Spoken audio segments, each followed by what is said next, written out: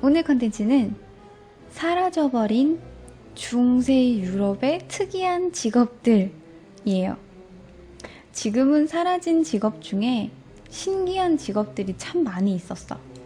옛날에는 지금처럼 무슨 막 때가 쏘 뭐 이런 세제 같은 것도 없고, 그래서 암모니아 성분이 세탁 효과가 아주 좋았기 때문에 암모니아로 세탁을 하곤 했는데, 쉽게 구할 수 있는 암모니아 뭐가 있죠? 소변. 그래서 돈 주고 소변을 사기도 했고, 고대 로마인들은 하얀 옷을 즐겨 입었기 때문에 집집마다 소변을 수거해서 소변으로 옷을 세탁해주는 소변 세탁부라는 직업도 있었어요. 이 직업은 고대 로마 때부터 영국에도 있었는데, 이 영국에서는 1935년까지 활동을 했다고 해요. 또 극장이나 궁궐 같은데 여러분들 보면 옛날에는 전구가 없으니까 다 초를 켜잖아요.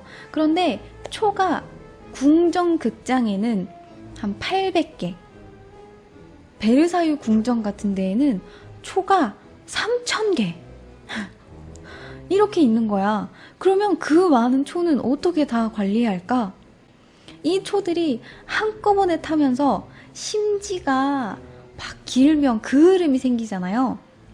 그래서 초의 심지를 자르는 촛불 관리인이라는 직업도 있었어요. 아주 특이한 직업들이 많죠. 자, 그러면 이런 직업들 말고 또 특이했던 직업들 중에 어떤 게 있는지 한번 알아봅시다. 때는 18세기 영국이에요. 귀족들은 풍성한 드레스를 입고 올린 머리를 쫙 하고 차를 탁 마시면서 뭔가 하루 종일 하는 일이라고는 산책, 파티, 뭐 이런 거, 사냥 가기, 이런 것들밖에 없었어요. 그러다 보니까 서로 집에서 파티를 열면 보여지는 것에 엄청 신경을 쓰게 됐단 말이에요. 딱히 뭐 내놓을 만한 게 없으니까요. 그러다 보니까 사치를 부리는데 뭐 쓸데없이 막 몇 미터씩이나 되는 식탁을 산다거나, 뭐 쓸데없이 정원을 엄청 화려하게 꾸민다거나, 이런 식으로 사치를 부렸는데, 아무래도 첫인상이 빡 하고 남을 때가 어디겠어요. 정문이 쫙 열리고 보이는 정원. 웅장해 보이는 게 아무래도 정원이다 보니까 귀족들은 정원을 꾸미는데 엄청나게 신경을 쓰곤 했어요. 특히나 정원이 늘 똑같아서 야, 너네 집은 맨날 똑같다, 야, 너 안 꾸미니? 이런 이야기를 들을 수 있으니까 계절마다 새로운 꽃, 계절마다 다른 테마, 계절마다 다른 장식물, 이런 걸로 자기의 부를 자랑하기 시작했어요. 특히나 당시 왕비가 정원 꾸미는 거에 관심이 많았어요. 캐롤라인 왕비가 관심이 많다 보니까 그 인기가 더더욱 높아집니다. 아무래도 귀족들은 왕실의 유행에 따라갈 수밖에 없거든요. 근데 그 당시에는 뭔가 정원을 예쁘게 꾸미고 싶은데, 우리는 정원을 꾸미려고 하면 어떻게 해요? 핸드폰을 들고 어플을 켜서 가드닝, 정원 꾸미는 법, 이렇게 검색하면 되죠. 근데 중세 유럽에서는 그게 안 되니까 어떻게 꾸밀까요? 다른 집을 가, 참고를 해. 아, 쟤네 집에는 정원에다가 큐피드 동상을 세워놨구나. 저것 좀 예쁘다. 그러면 나는 비너스랑 같이 세워놔야지. 이런 식으로 다른 사람의 정원을 보고 참고한다거나, 아니면 책을 읽고 로맨스 소설 같은 거 있잖아요. 뭐 그 로맨스 소설에 보통 이렇게 정원이 뭔가 표현이 되어 있으면 그의 정원은 마치 미로 같았고, 뭐 어디에는 히아신스 꽃이 피어 있었으며, 뭐 이런 게 있으면 아, 너무 예쁘다, 나도 저렇게 꾸며보고 싶다, 이렇게 해서 소설에서 영감을 받아서 꾸미기도 했어요. 그런데 당시 책은 신화, 로맨틱한 연애 소설, 이런 것들이 많다 보니까 신화를 읽으면 뭐가 나와요? 신, 요정, 이런 게 나오잖아. 뭔가 신들이 뭐 여기 살 것 같은, 여기에 숨어 있을 것 같은, 요정이 있을 것 같은 그런 신비로운 정원을 꾸미는데 많은 노력을 기울입니다. 그래서 그 결과 누군가가 정원에 놀라운 장식물들을 들여오기 시작해요. 당시에는 좀 산다 싶은 집에는 정원을 좀 넓게 만들었어요. 보시면 요런 우리나라의 정자를 만드는 것처럼 정원에다가 오두막 같은 걸 지어놓곤 했어요. 이런 식으로 뭐 100% 이런 건 아니지만 정말 판잣집처럼 오두막을 지어놓기도 하고 뭐 이렇게 정말 동굴 같은 걸 활용해서 자연 친화적인 뭔가 은둔자가 살 법한 속세를 떠난 신비로운 현자가 살 것 같은 그런 곳을 꾸며놨어요. 그리고 이런 곳에 정령들이 살고 있다고 생각을 했던 거예요. 그래서 요렇게 테마파크 마냥 그곳을 진짜 은둔자의 집처럼 꾸미기도 했어요. 방금 펼쳐진 듯한 책, 누군가가 방금까지 보다가 벗어놓고 간 듯한 안경, 이런 것들. 그래서 사람이 마치 방금 떠나간 것처럼 해서 만들어뒀던 거예요.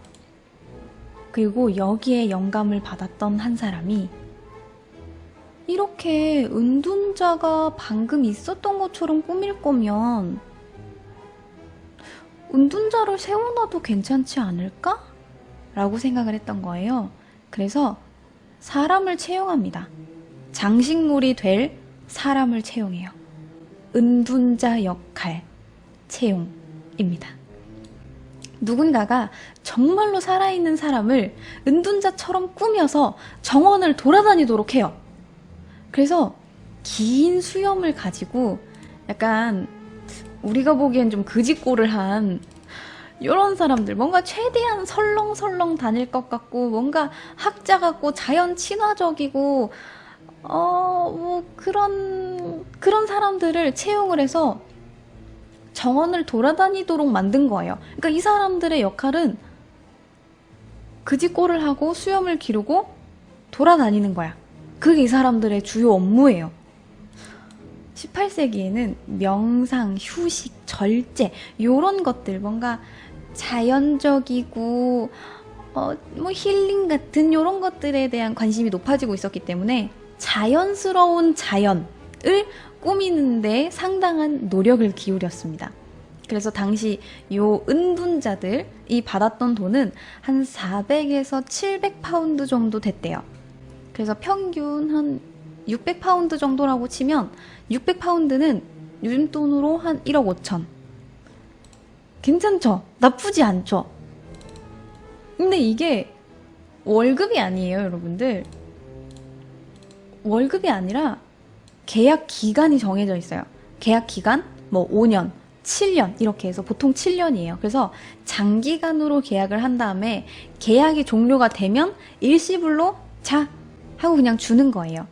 그러니까 수염 기르고 이렇게 꾀죄죄하게 그지꼴을 하고 정원을 어슬렁어슬렁 한 7년 돌아다니다 보면 7년 뒤에는 10억 5천을 받는 거죠. 와, 엄청 좋은데? 라고 생각할 수 있죠. 일단 근데 채용 공고를 한번 봅시다. 채용 공고를 보면 7년간 폭포수 아래에 있는 자연동굴에서 은둔하는 장식용 은둔자가 되는 일이고요. 채용이 되면 성경책, 물, 안경, 낙타털로 만든 로브, 모래시계, 음식을 지급을 받을 수 있어요. 그런데 중요한 건 손톱, 발톱, 머리카락 어떠한 것도 주인의 허락 없이 마음대로 자를 수 없어요. 7년 동안 씻을 수 없어요. 휴가 없어요. 정원을 떠나서도 안 돼요. 누군가에게 말을 걸어서도 안 돼요. 대화하면 안 돼요. 책을 보고 한 번씩 중얼중얼 해줘야 돼요. 그리고 로브에다가 낙타털 로브니까 뭐 이파리 같은 것도 좀 붙여두고 어슬렁 돌아다니면서 퇴근이 없어요. 그래서 가족들을 못 만나요. 친구도 못 만나요. 술도 못 마셔요. 어떠한 유흥의 어떤 것도 할 수 없어요. 드로이드 같은 느낌이죠. 그래서 은둔자에 관련된 기록이 남아있는데 거기에는 이렇게 적혀 있어요. 그는 늘 앉아있는다. 대부분의 시간을 앉아서 해골을 옆에 두거나 혹은 죽음을 상징하는 것들, 책 한 권과 안경 등을 가지고 다녔고 90세 정도로 보였으나 어지간한 일들에는 익숙해 보이지 않았고 정체를 알 수 없는 존재였다. 이런 식으로 적혀 있어요. 그러니까 보통은 다 앉아 있고 뭐 약간 좀 음침하거나 뭐 음산해 보이거나 뭐 신비로워 보이거나 막 해골 하나 이렇게 들고 다니면서 이렇게 막 한번 쓰다듬어 주고 책 한 권 보면서 막 중얼중얼 한번 해주고 그런 거 해야 되는 거예요.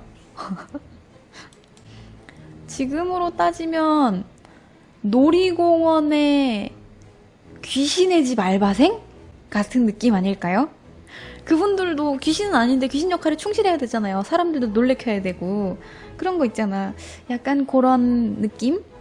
테마파크에 채용된 직원 같은 느낌?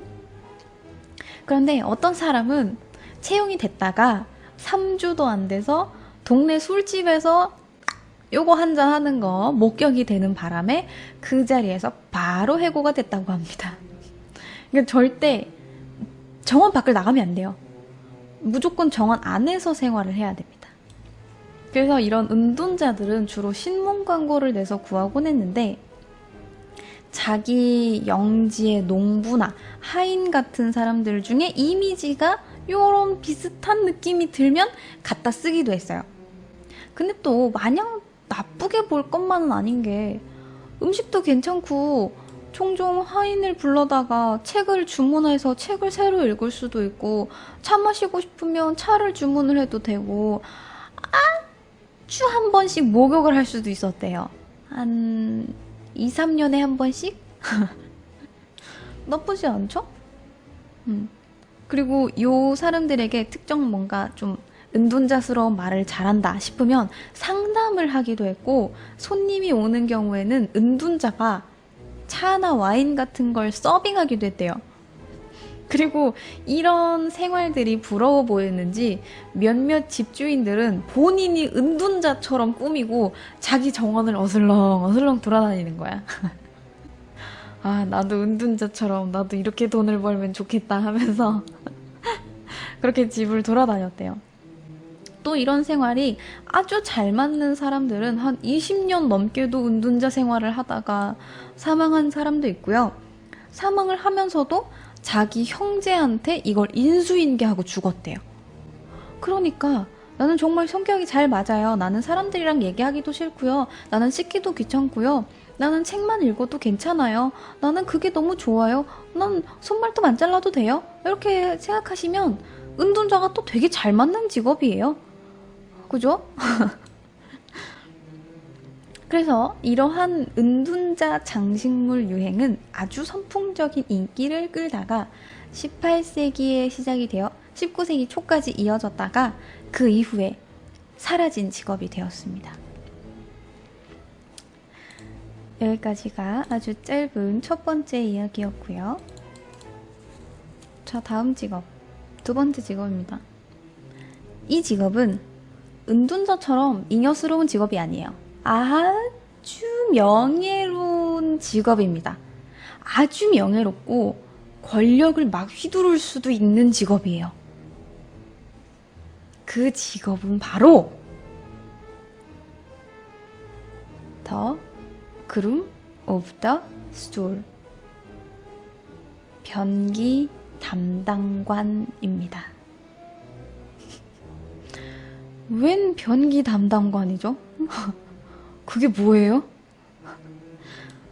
당시에는 요강 같은 걸 썼으니까 요강을 닦는 사람들인가요? 옛날에는 우리나라 왕의 변을 매화라고 불렀어요. 그리고 요강을 매화틀이라고 불렀습니다. 그러니까 영국의 왕도 변기를 부르는 말이 따로 있었던 거죠. 그게 바로 지금 쓰고 있는 말, 스툴입니다. 부엌에 바 스툴 가지고 계시는 분들 있죠? 그게 다 변기였어. 유럽은 18세기가 되어서야 아주 기초적인 형태의 수세식 화장실을 발전을 시켜서 유럽 궁정 내에서 실내용 화장실을 사용을 하기 시작했는데 베르사유 궁전에도 화장실이 없어요.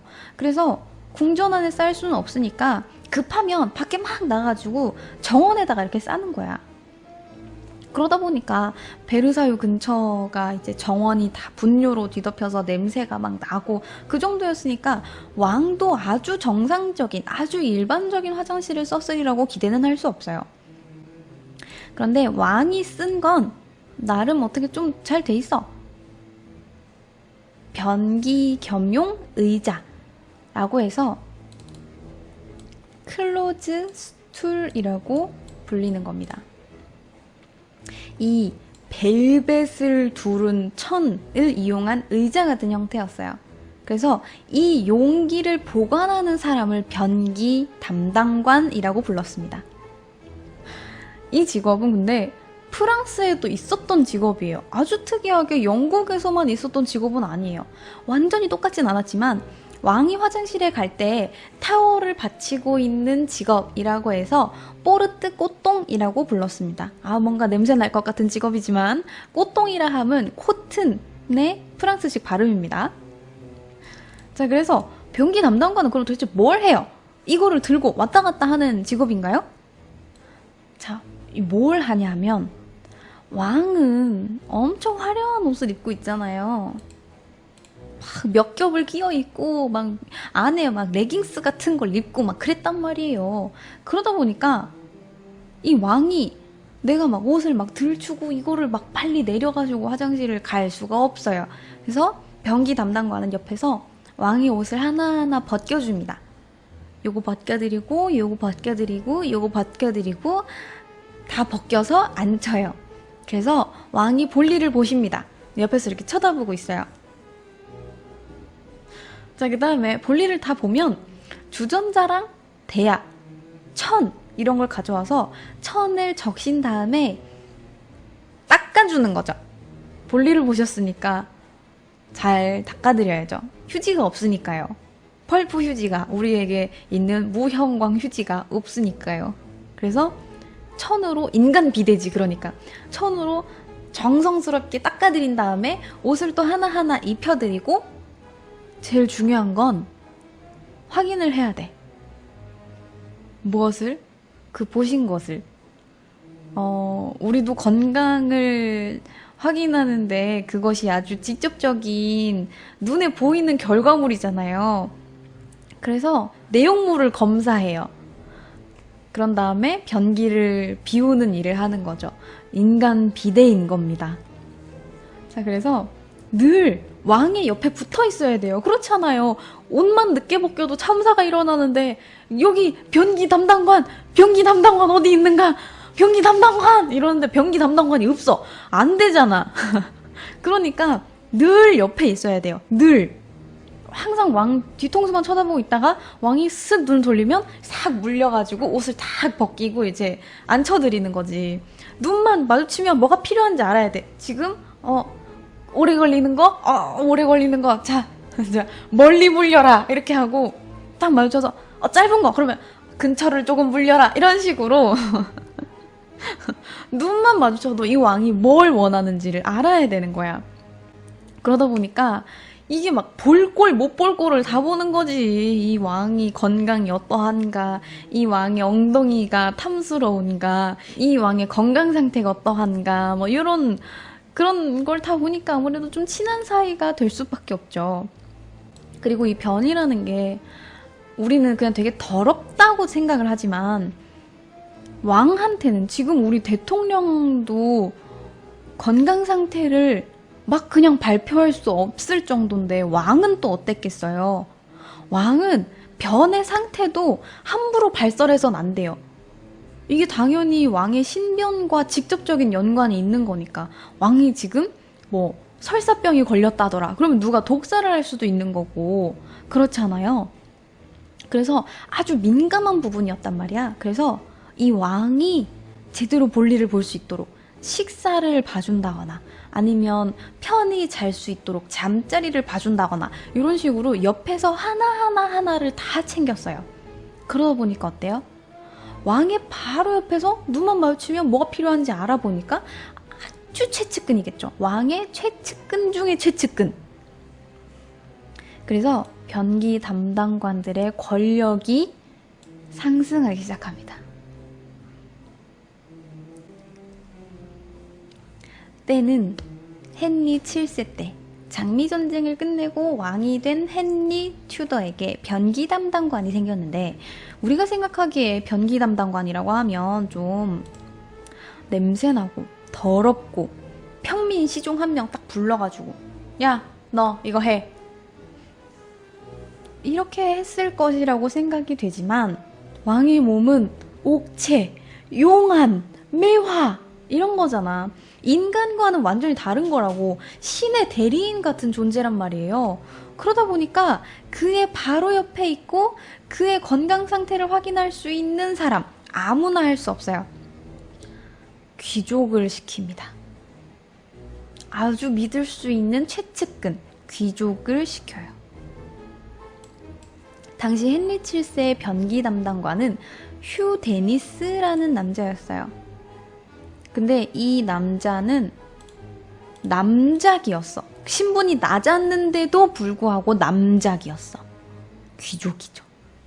그래서 이 휴 데니스라는 남작의 권력이 점점점 커져갔는데, 어느 정도였냐면 왕이 침실에 있을 때 유일하게 침실을 오갈 수 있는 특혜를 받을 정도. 생각을 해봐. 왕이 아무나 침실에 들이겠어요? 나를 암살할 수도 있는데? 아니죠. 그러면 그만큼 믿는다는 거고, 내가 그만큼 믿는 사람이 하는 말은 그만큼 또 나에게 또 파장이 크겠죠. 그래서 이 변기 담당관은 아주 왕의 사적인 자리까지 같이 들어갈 수 있었고, 왕이랑 단 둘이 이야기할 수 있는 권력을 가지고 있었어요. 그래서 귀족들이 이 변기 담당관에게 잘 보이기 위해서 노력을 했습니다. 결과적으로 휴 데니스라는 남작은 왕의 돈까지 관리하게 됐어. 그래서 자기 이름으로 영지를 7개를 사들여요. 그리고 저택을 막 사. 그 정도로 부유했어요. 남작에서 시작돼서 이 정도면은 진짜 성공한 인생인 거예요.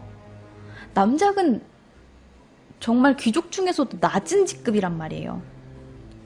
그리고 이 휴 데니스라는 남작은 헨리 7세가 사망할 때도 헨리 7세의 침대 옆에 있을 정도였어요. 마지막까지 신임을 받은 사람입니다. 그렇게 이 변기 담당관의 권력은 날로 상승을 해요. 그래서 우리의 헨리 8세 때, 헨리 8세는 재위 기간 동안 4명의 변기 담당관이 있었어요. 이들은 대체로 귀족과의 자제이거나 아주 중요한 젠트리의 멤버들이었습니다. 특히나 헨리 8세 같은 경우에는 허리가 50인치였대요. 딱 봐도 약간 좀 살이 있어 보이죠? 허리가 50인치다 보니까 일상생활에서 많은 불편함을 겪었을 테고, 그러다 보니까 변기 담당관은 꼭 필요할 수밖에 없었어요. 이 변기 담당관들은 이제 식사, 화장실, 침실만 봐주는 게 아니라 아예 뭐 옷을 뭘 입을지, 보석을 뭘 걸칠지, 어떤 식기를 쓸지, 막 왕의 건강, 왕의 편의와 관련된 모든 것들을 담당합니다. 그러니까 이 사람들의 말은 거의 왕의 말과 같은 정도의 수준이 된 거예요. 헨리 8세의 첫 변기 담당관은 콤튼경이었습니다. 이 궁전 내신이었던 콤튼경은 헨리 8세가 왕세자였을 때부터 친구였어. 물론 콤튼경이 8살이 많았지. 그런데 헨리 8세가 취임하자마자 내가 신임하는 사람이다 라고 해서 콤튼경이 변기 담당관이 되었습니다. 아무튼 그 중에서도 또 안토니 덴이라는 사람이 있었는데요. 안토니 덴이라는 이 변기 담당관은 헨리 8세의 유언장을 작성하는 데까지 도움을 줬고, 임종까지 지켰고, 평소에는 왕의 인장까지 들고 다녔어요. 말 다 했지. 왕의 인장을 들고 다녔다니까? 내가 맘대로 찍어도 몰라. 그리고 침실을 봐주었다라는 건 뭐 침실 혼자 자진 않았을 테고 한 번씩 뭐 이런 거 있잖아. 뭐 같이 이렇게 외로울 때 뭐 귀족 부인이라든가 뭐 아가씨라든가 한 번씩 침실에 놀러 가서 보드게임 같은 거 하고 그래요. 근데 이제 그때 어떤 아가씨를 들여보낼 것인가도 이 변기 담당관이 관여했어요. 그러니까 당연히 귀족가의 사람들은 내 딸을 왕과 엮어보려면 변기 담당관에게 잘해야 되는 거예요.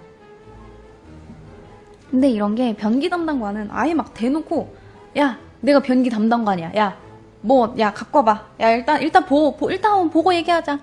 뭐 갖고 왔어? 이렇게는 안 해요. 원래는 외부에 그렇게 드러나면 안 되는 직업이에요. 왜냐하면 이 사람은 왕의 모든 걸 다 알고 있잖아요. 왕의 건강, 왕이 뭘 좋아하는지, 왕이 좋아하는 음식만 밖에 세워나가도 왕이 좋아하는 음식에다가 독을 탈 수도 있는 거잖아요. 그러니까 어떠한 정보도 세워나가면 안 되니까 밖에다 대놓고 막 내가 변기 담당관이다 이렇게 할 수는 없었단 말이야. 그런데 은밀하게 뒤에서 점점 뭔가 막 권력이 강해지기 시작하면서 아예 국가 재정 정책에까지 관여하는 아예 공식 직업군이 됩니다. 가장 유명한 변기 담당관은 헨리 노리스라는 남자예요. 헨리 노리스는 왕의 친구이기도 하면서 개인사에 아주 많이 관여했는데 관여를 하다가 헨리 8세의 그 여성 편력에 잘못 휘말려가지고 천일의 앤이라고 불리는 앤 불린과 바람을 피웠다는 죄명으로 처형을 당한 사람이에요. 그러니까 최측근이라고 해도 이거 뭐 좀만 이거 잘못하면 그냥 날아가는 거야. 그러니까 헨리 8세의 변기 담당관들은 이렇게 죽든 저렇게 죽든 죽을 때까지 임무를 수행해야 하는 거죠. 그런데 이 아주 명예로웠던 변기 담당관들에게 혼란이 생긴 적이 있었습니다. 바로 엘리자베스 여왕 때예요. 그동안 변기 담당관들은 다 남자였는데 여왕, 심지어 처녀의 엉덩이를 남자가 닦아? 말도 안 되죠. 그래서 그때 최초로 여성 변기 담당관이 생기면서 변기 담당관이라는 말이 사라졌었어요. 왜냐하면 변기 담당관을 뜻하는 The Groom of the Stool이라는 말이 그룸이 남자를 뜻하기 때문이에요. 아무튼 남자가 변기 담당관을 할 수 없었기 때문에 엘리자베스 1세의 가정교사였던 캣 애슐리라는 여자가 변기 담당관이 아닌 침실 내관이 되어서 여왕과 관련된 모든 것들을 총괄을 하게 된 거죠. 근데 이 엘리자베스 여왕이 재위 기간이 되게 길지 않았습니까? 근데 그러다 보니까 변기 담당관이라는 말이 없어지기 시작했는데 또 재위 기간이 기니까